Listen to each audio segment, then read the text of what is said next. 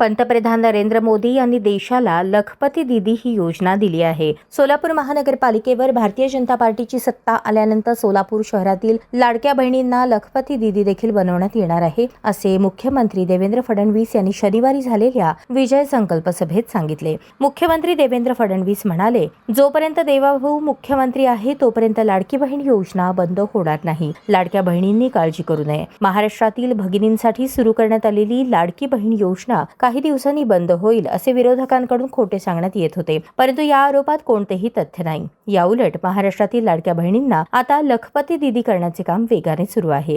पंतप्रधान नरेंद्र मोदी यांनी सुरू केलेल्या लखपती दीदी या योजनेच्या महाराष्ट्रात 50 लाख लाभार्थी महिला आहेत। पुढील 4 महिन्यात लखपती दीदी या योजनेचा 1 कोटी महिलांना लाभ मिळेल। लाडक्या बहिणी अर्थव्यवस्थेला चालना देणार आहेत। आम्ही आश्वासने देणारे नाहीत तर आश्वासने पूर्ण करणारे आहोत, असेही मुख्यमंत्री देवेंद्र फडणवीस या प्रसंगी म्हणाले।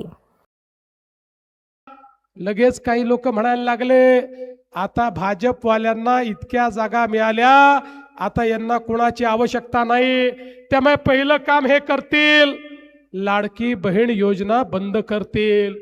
लाडक्या बहिणींनो, 1 वर्षापेक्षा जास्त कालावधी झाला लाडकी बहीण योजना बंद झालेली नाही।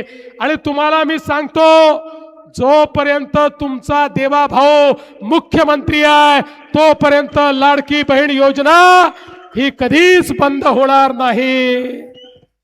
पण या ठिकाणी पालकमंत्री महोदय, देशमुख मालक, आमदार साहेब, सगळ्यांना तुम्हाला माझी विनंती आहे, आता यापुढे माझ्या लाडक्या बहिणींना केवळ लाडकी बहीण ठेवू नका।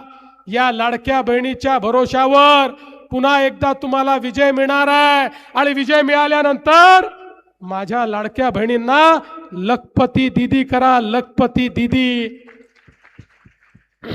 आपल्या मोदीजींनी लाडक्या बहिणींकरता लखपती दीदीचा कार्यक्रम दिलेला आहे।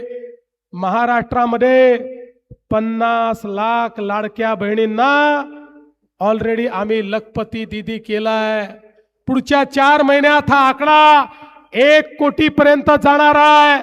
त्यामुळे यानंतर महानगरपालिकेत मेयर बसल्यानंतर जेव्हा जेव्हा सोलापूरला येईल, मी महापौरांना, नगरसेवकांना, आमदारांना, पालकमंत्र्यांना काय कामं झाली हे विचारीन, पण त्यात सगळ्यात पहिल्यांदा विचारीन माझ्या सोलापूर मधल्या किती लाडक्या बहिणींना तुम्ही लखपती दीदी केलं, याचा मला पहिल्यांदा हिशोब द्या आणि मग पुढे काय मागायचं आहे ते मला मागा।